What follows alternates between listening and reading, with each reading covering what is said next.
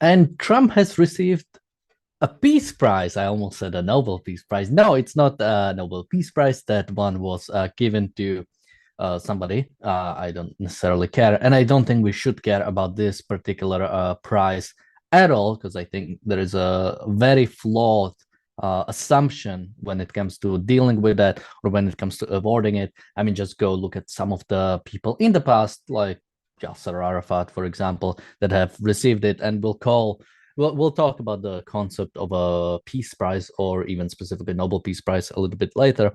But no, it's not a Nobel, it's a FIFA Peace Prize. Now you might be thinking, there's a FIFA Peace Prize? Well, now there is. It has been created seemingly, or I think it wouldn't be wrong to assume, specifically to give to Trump. Something that points towards that direction is that what we knew sort of that he's getting it before he was given it. I at least I haven't seen any like other nominations. We don't know the process behind awarding it. And of course, some of the things that we might talk later if we have time, although I don't think it's that is the big story really here, is the motivation for FIFA doing it, which the World Cup in 2026 will be hosted by the United States. So that might just be marketing, and might just be, wanting to get into Trump's pocket before this happens. It definitely wouldn't be unique for FIFA to do it with Trump. It's a very corrupt organization. But yeah, this happened. Welcome to the Daily Objective. My name is Daniel, and I'll be running you today through what has been happening. So we have two clips that I wanted to play today. One is when he was asked about this before he was awarded, and one is, of course, from the award ceremony itself. Let's take, oh, maybe we won't be able to take a look yet. Okay, we won't be able to take a look yet. So I mean, when it comes to, again, sort of like dealing with Trump, or the way, okay, now I think we have it ready. So yeah, he was asked. Let's take a look. 1 billion eyeballs. Today's numbers are very, very big. You're expected to get the FIFA Peace Prize, Mr. President. What would you say to people who say that prize might conflict with your pledge to strike Venezuela? Well, I think the Peace Prize, I mean, I settled 8 wars. I don't know that I'm getting it. I haven't been officially noticed. I've been hearing about a Peace Prize, and I'm here to represent our country in a different sense. But I can tell you I did settle 8 wars, and we have a 9th coming, but which nobody's ever done before. But I want to really save lives. I don't need prizes. I need to save lives, and we're saving a lot of lives. I've saved millions and millions of lives, and that's really what I want to do. And I also want to run a great country. And the United States right now is the hottest country anywhere in the world. And 1 year ago it was dead. We had a dead country, and now we have the hottest country anywhere in the world. So that was a pretty good question from the journalist, and it specifically pertains to war in Venezuela. Bonnie is asking, has Trump promised to strike Venezuela? Well, we already have the, of course, the strikes from ships that are coming from Venezuela. Trump many times on Truth Social said now there is no flight zone in Venezuela, which I don't know if you want to consider that an act of war, but enforcing no flight zone is definitely a war like scenario. Basically, if anything flies over there, you shoot it down. Now, of course, he only said that on Truth Social. He is the president of the United States, but still, those things usually need more than just tweet or truth. Despite that he said that. And I think he definitely has been pointing towards that. He has been talking about overthrowing the regime in Venezuela. Now, we might have let's have a quick word on the war in Venezuela specifically. I haven't been following it that closely about how big of a national security threat Venezuela itself is. Foreign policy expert John Bolton has advocated for invasion of Venezuela, even during Trump administration 1, where he was a national security advisor. I have generally respect for John Bolton, so I sort of trust in his expertise and his reasoning for it. I personally haven't looked into much about like should there be or should there not be. But again, when it comes to sort of properly understanding and starting war, you have a goal, you start it, you finish it as soon as possible, and that's it. You don't do this, let's attack some ships, let's say some things on Truth Social. You take things as you want them and you do it. You don't just muddy waters, decide based on Trump maybe had a plan to invade Venezuela, and maybe now that he has been giving this price, he has decided that's not the right policy, or that's not the integrity or sort of consistency that I think we should expect from a president of the United States, or any leader for that matter. Bonnie says, I can't comprehend he's attacking the land of another country as the aggressor. If he does, America is gone. Again, I wouldn't necessarily say so. I think America is, any free country for that matter is free to invade Venezuela. I think Venezuela is a dictatorship. I think it's only about is it in the interest of that specific country? Again, I said John Bolton believes so. I generally trust his expertise, so I might be inclined to do it. But again, trusting Trump with something like that, in the same way that I think America should, destroy the Iranian regime, America, I think, would be just in taking out Putin's regime. Although, question there is, of course, the sort of the nuclear aspects of it. But I think America would be absolutely proper in attacking another country, but again, should only do so if it's in the interest of individual citizens of America. Now, when it comes to Trump, the way he talked about it, right? It's I've settled 8 wars. I might settle another one, talking about Ukraine, Russia. Nobody has ever done that before. I need to save lives. I don't need prices.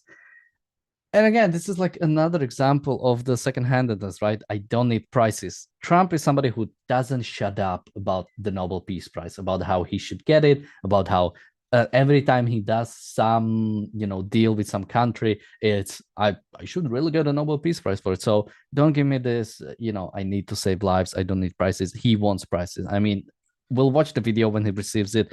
He couldn't be happier. Now, I think 2 things are clashing here. Many people are attacking Trump on like he doesn't deserve a Nobel Peace Prize.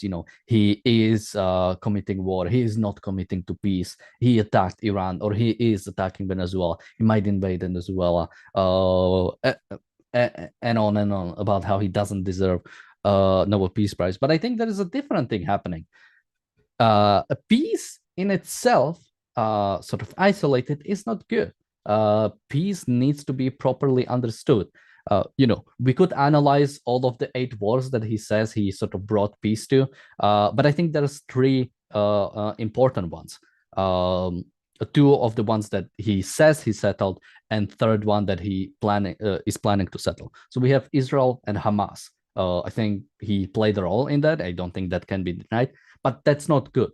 Not only that's not good for Israel, the idea that should have a peace with the terrorist organization, should allow Hamas, and for that matter, Palestinians and their ideas to continue, is very bad for Israel. Israel should occupy all of Gaza. Israel should impose itself on all of Gaza. That's the only way to go further. And having peace instead of that is not a good thing.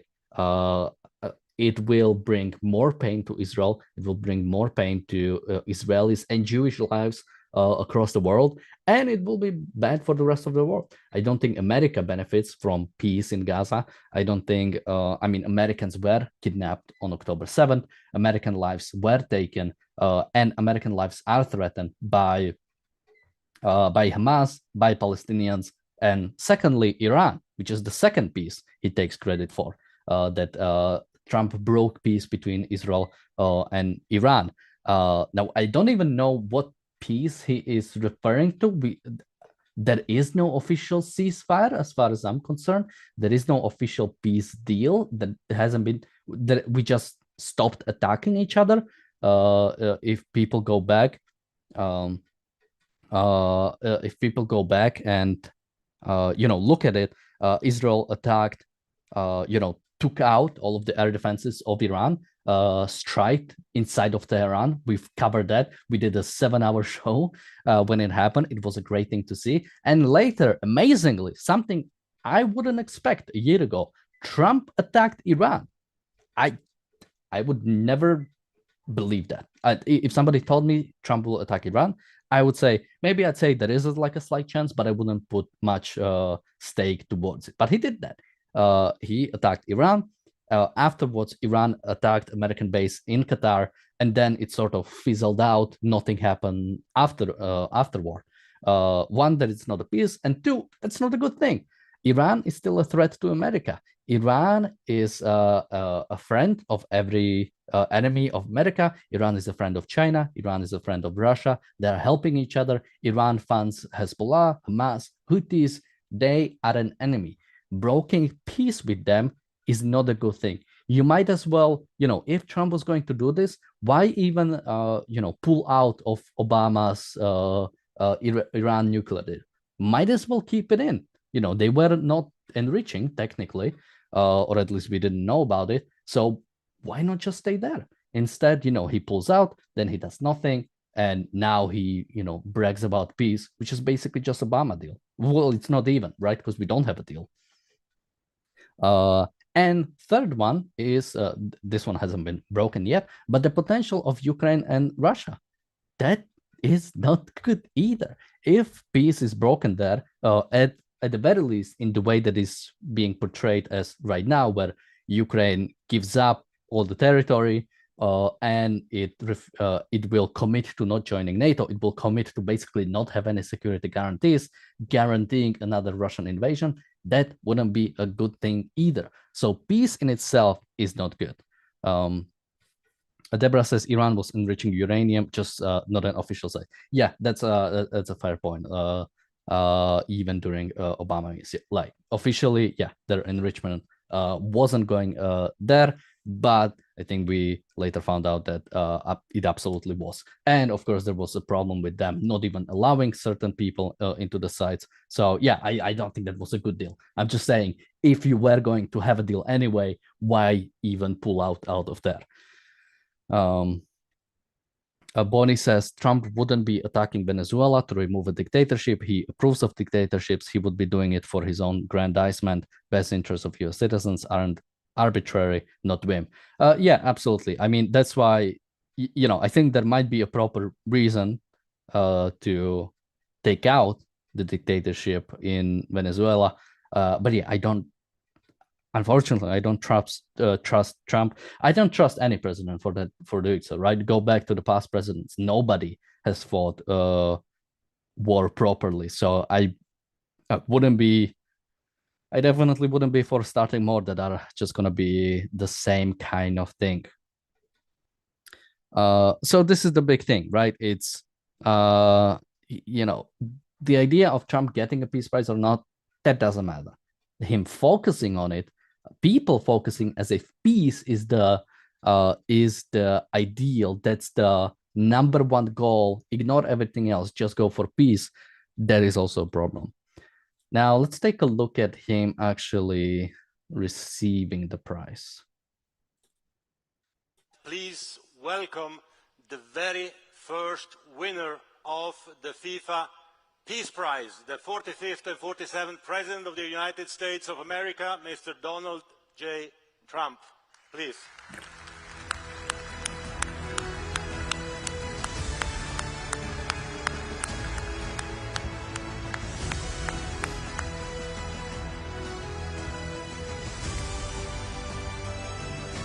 Thank you. Thank you, Mr. President. Mr. President, this is your prize. This is your Peace Prize. There is also a beautiful medal for you that you can wear everywhere you want to go. I'm going to wear it right now. Okay, let me hold. Fantastic. Excellent.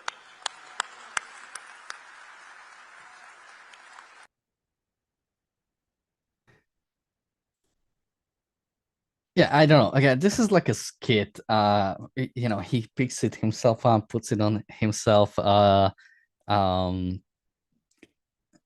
Again, FIFA doing it specifically for him. I'm wondering if this is gonna be like, because here is the thing, right? Now I think FIFA is almost obligated to give it to Trump like every year, because either FIFA is going to also have it next year, and then if they don't give it to Trump, I think that's gonna be a problem.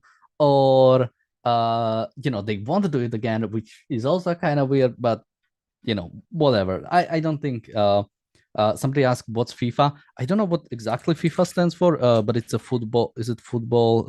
It's a football association that does the World Cup. I don't know what FIFA actually stands for. It's Federation International. Oh, it's in. Is this French or is this Spanish? Federación Internacional de Fútbol Association. So yeah, football association. And yeah, I mean, absolutely. We have a super chat from Bonnie. Thank you so much. And earlier we had a super chat from Jonathan. Thank you so much. I'm not sure if I thanked him. Oh, Enric in the chat says soccer in USA. Yes, not American football, soccer for Americans. So this kind of football that we are talking about. Deborah says FIFA is such a corrupt organization. We've known it for decades, certainly since they chose Qatar as a site for Mondial. I wish Qatar had remained a UK protectorate. I mean, yeah, absolutely. It's I mean, yeah, FIFA was always a problem. And again, I don't think that's even the biggest story here. It's the focus on peace. It's the uh it's just the lack of any principles, the lack of any understanding of the world situation. This like surface level who gets a prize instead of what is the right thing to do. Somebody says I cannot be objective about Trump. If I'm going wrong somewhere here, let me know. I'd like to be objective, and it's hard to be completely devoid of any emotions when it comes to dealing with somebody like Trump. When it comes to really dealing with the current state of the world, so I might be going somewhere wrong. Let me know, and I'll correct myself. Somebody says it's a football thing. What does that have to do with peace? I mean, I mean that's a good question. Now, when it comes to again, I mentioned this earlier, and Jonathan mentioned in the chat the second-handedness of Trump, right? And this is, I think, the biggest problem of almost any world leader. This like focus on what other people say, and I think Trump is a prime example of this. I think second-handedness is something everybody potentially can struggle with, right? It's especially if you are alone, and if you are an objectivist, or even if you are Israeli supporter in the West, right? You might feel very isolated from everybody else. It's hard to sometimes really stand on your own feet, going against the crowd, going against what everybody else is saying, and still standing by it. And this is why you need principles. This is why you need your own independent thinking. This is why you need experience to know, okay, this might be an example of everybody is just wrong and I'm just the only right one. It's not it's not an easy thing to really go through. It's a long way, to do it properly. But somebody like Trump, he has none of it. It's whoever talked to him last, that's the position he appoints. If just look at any dealings between Russia and Ukraine. If the last person he talked to is Putin, then or some negotiator from Russia, then we have the first case of when Zelensky was in the White House, right? The fiasco of a meeting that was. If the last person he talked to was somebody who's pro-Ukraine, or somebody who is on the Ukrainian side, then he talks about, giving sanctions on India because they trade with Russia. So he is second-handed, and that's the biggest problem. It's you have no idea what you're getting. It's depends how he feels on particular day, or who he talked to on particular day. This is why I wish he had some even incorrect principles, right? It's we hated Biden. I think Biden was terrible for Israel, for America. But at the very least, I could when it comes to or when it came to, for example, the ceasefire in Israel, we knew what it was going to be at all times because there was a relatively consistent position there. But like with him, it's hard to really do proper coverage. And so yeah, talking about the FIFA motivation, we might throw a few words there. Yeah, it's, as I said, USA is going to be the World Cup host in 2026. So that's going to be a big thing. So this might be just, a way to grease the wheels. Who knows? I mean, again, FIFA is an incredibly corrupt organization. I mean, somebody mentioned Qatar, right? I mean, people should boycott it. But I'm not a football watcher, so I don't really care either way. But the sanction FIFA has been giving to dictatorships is ridiculous, and the sanctions Western countries have been given to FIFA is also incredibly bad. Now, something I might mention again from John Bolton is something that Trump might have not considered when it comes to FIFA World Cup is, of course, Iranian representatives will be coming, representatives from around the world, even maybe from Venezuela. I mean, every country has a football team. If you have a FIFA World Cup, I think, I'm not sure if every country, but probably every single country is represented. What is he going to do about that? Is he going to allow people from Iran from coming to the United States, or is he not going to allow that? So that's another thing where you see the short range way of thinking of somebody says IRGC. I mean, Iranian representation. Who knows who they are sending, right? How are you gonna vet them, or are you going to disallow them? But again, no thinking. No long-range thinking. When it comes to what is the proper policy on the world? What should be the proper policy? Somebody says Iranian Republic and Islamic Republic are very different. It's the same country. There is no Iranian Republic. It's the I mean, IRGC is specifically the Revolutionary Guard Corps, but that's part of Iran. It's no difference. I mean, the idea, especially when it comes to sports, I think Russia was famous for basically using its sports league, using its, I think specifically their hockey league for propaganda for Russia, for propaganda for the Russian invasion of Ukraine. So if you invite the Iranian representatives, you are giving sanction to the regime. So yeah, sort of just to start wrapping up this, again, any peace prize or the way peace prizes are given right now, it's a sham. It's giving to people who surrender. It's giving to people who actually give up on justice, who don't care about, who don't care really about sustainable peace, who don't care about proper resolution to a conflict. I mean, imagine people again. Yasser Arafat was giving a Nobel Peace Prize, right? That's disgusting. Imagine giving Nobel Peace Prize to Putin if he ends the war in Ukraine by annexing, 20% of Ukraine or however much he demands. That will be disgusting. That will be injustice. Yet this is the standard that is given. I think if we want to see more justice in the world, if we want to see even more peace in the world, we should really stop giving peace prizes to people who appease evil. Again, who's going to be next? Are we going to give one to Kim Jong-un for not dropping a bomb or somebody? Or to Xi Jinping for, only invading a little bit of Taiwan, not taking all of it? Standing up to evil, that's the prize you should actually get it for. People who end wars decisively for the long term, President Truman for dropping the bombs on Hiroshima and Nagasaki. That's which encouraged and which made Japan into the modern country, into the Western country it is right now. That's the thing deserving of a Nobel Peace Prize. It's Churchill's unrelenting, waging of World War II that transformed Germany into what it is today. I think that's the proper way to really wage war and to achieve peace in the world. It is, I mean, I mentioned Japan. It is the current Prime Minister of Japan who I think was one of the first one who came out and said, hey, if China invades Taiwan, we are defending Taiwan. And yes, Taiwan is a sovereign country. And China is molding. China is like, this is attack on our sovereignty. We're gonna go to the UN. That was funny to see.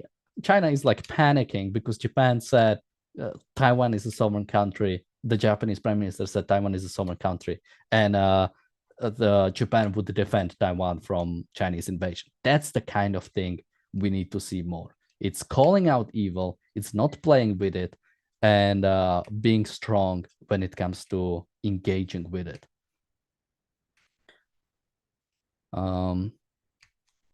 Bonnie says, maybe that's the worst of this. No one stands to Trump's foolishness and the evil of aggressors. Nobody stands up to the evil of aggressors is absolutely true. That's scary. When it comes to no one standing up to Trump's foolishness, it's sad. The fact that Republicans, there is no Republican opposition really to the current regime. The only opposition is again coming from the Democrats, but no matter what Republican would be in the White House, there would be opposition coming from Democrats. So that's the very unfortunate part, is that sort of your allies against Trump are not good guys, are not, might be, short-term preferable or sort of something in that regard. But yeah, long-term, there are really no allies when it comes to fighting the increasing statism in the United States of America.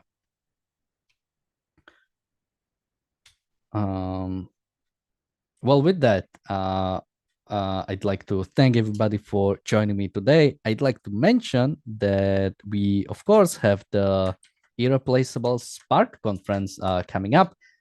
We still have the early bird pricing available. It's going to be available for a few more months. The Irreplaceable Spark conference takes place in Austin, Texas, October 16 and 17, I believe. The first one was a lot of fun. If you'd like to see the recordings from the first one, you can become YouTube Inner Circle member. And the second one will be even more fun. We'll have much more time to prepare. We'll have much more people there. The tickets are already selling really well, so I think the second one will be even more amazing than the first one. So check out objectivism.co.uk to find out more. And of course, we'll be back tomorrow with another episode of the Daily Objective. Until then, thank you and bye-bye.